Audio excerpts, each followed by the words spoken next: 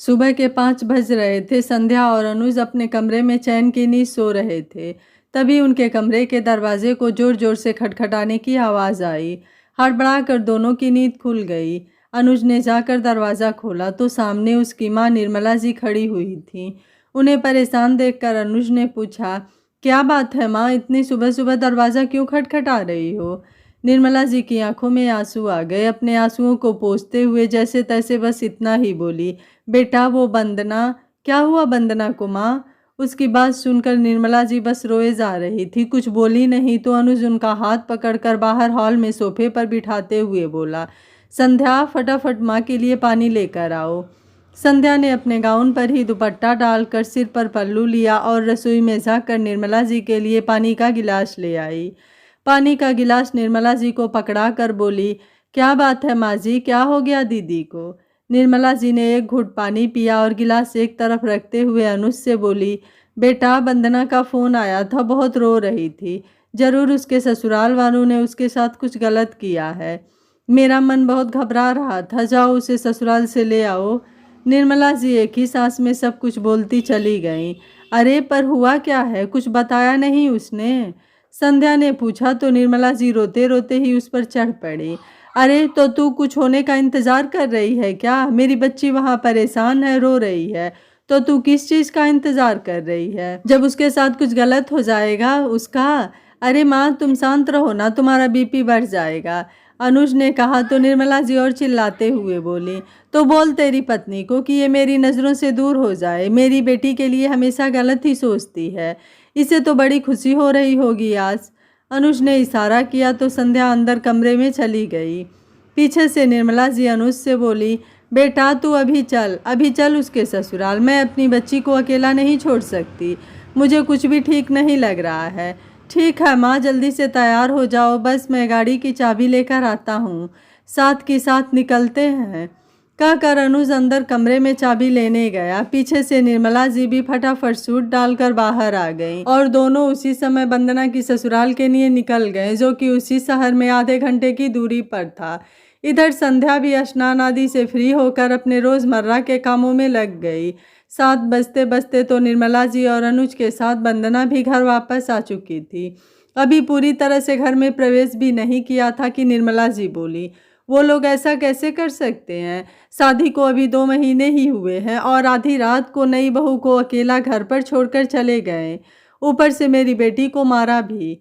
समझते क्या है वो लोग अपने आप को? जेल की हवा ना खिला दूं तो मेरा नाम भी निर्मला नहीं। इधर वंदना थी कि अपने आंसू बहाए जा रही थी। अनुज दोनों को शांत किए जा रहा था। संध्या तीनों के लिए पानी का गिलास ट्रे में रख कर ले आई और वहां रखते हुए बोली, नाश्ते में क्या बनाना है, फटाफट बता दीजिए, मुझे भी ऑफिस जाना है। नाश्ते का नाम सुनना था कि निर्मला जी गुस्सा हो गई। ये देख लो भला, कोई बहू अपने ससुराल की हुई है क्या? यहाँ इसकी सास और ननद अपने आंसू बहा रही हैं और इसे अपने ऑफिस जाने की पड़ी है। नाश्ते में क्या बनाना है ये पूछ रही है, पर एक बार भी अपनी ननद से नहीं पूछा कि उसे क्या परेशानी है। अरे क्या परेशानी होगी, अच्छी भली तो है। संध्या ने वंदना की तरफ देखते हुए कहा। उसकी बात सुनकर अनुज कुछ कहता उससे पहले ही वंदना गुस्से में चिल्लाने लगी, हाँ तुम्हें तो खुशी हो रही होगी कि मेरे पति ने मुझ पर हाथ उठाया, सुनकर ही तुम्हारी आत्मा को शांति मिल गई होगी। अरे ननद रानी, एक थप्पड़ ही तो मारा था, बर्दाश्त कर लेती, आखिर तुम्हारा पति परमेश्वर है वो। और वैसे भी नाश्ते के लिए तो मैं अपने पति से पूछ रही हूँ, तुम्हें क्या परेशानी हो रही है? अपने और अपनी बुढ़िया माँ के लिए नाश्ता तुम खुद बना लेना। संध्या के कहते ही अनुज आग बबूला हो गया और चिल्लाते हुए बोला, ये क्या बकवास कर रही हो तुम संध्या? बोलने की तमीज बेच खाई है क्या तुमने? तुम माँ के लिए कैसे शब्द इस्तेमाल कर रही हो? देख ले बेटा, तेरे सामने ही मेरी ये इज्जत है, इसकी माँ ने इसे कुछ नहीं सिखाया है ना, तभी तो अपनी सास के लिए ये शब्द इस्तेमाल कर रही है। निर्मला जी ने कहा तो संध्या बोली, अरे माँ जी, मेरी माँ ने तो मुझे ये सब नहीं सिखाया है, ये तो मैंने आपसे सीखा है, क्योंकि आपने वंदना दीदी को यही तो सब सिखाया है। संध्या की बात सुनकर निर्मला जी थमथमाते हुए बोली, मैं भला अपनी बेटी को क्यों सिखाने लगी, उसका घर क्यों बिगाड़ने लगी? अच्छा आपने नहीं सिखाया तो फिर वंदना से ही पूछो कि आखिर क्या हुआ ऐसा कि कंवर साहब ने इन पर हाथ उठाया। निर्मला जी और अनुज ने वंदना की तरफ प्रश्न भरी नज़रों से देखा तो वो चुपचाप नज़रें झुकाए खड़ी रही। तब संध्या बोली, अनुज जी, जल्दबाजी में आपका फ़ोन घर पर ही रह गया था। तब कंवर साहब का फ़ोन आया था और वो बता रहे थे कि उनकी मम्मी को हार्ट अटैक आया है और वो हॉस्पिटल में है। क्या वंदना, तूने इतनी बड़ी बात बताई क्यों नहीं? निर्मला जी ने कहा तो वंदना खुद हैरानी से देखती हुई बोली, मुझे नहीं पता था कि मेरी सास की तबीयत ज़्यादा खराब है। वो तो लगा मुझे कि वो नाटक कर रही हैं। बोलते बोलते वंदना चुप हो गई। अनुज ने कहा, वंदना सच सच बताना, कंवर साहब ने तुझ पर हाथ क्यों उठाया?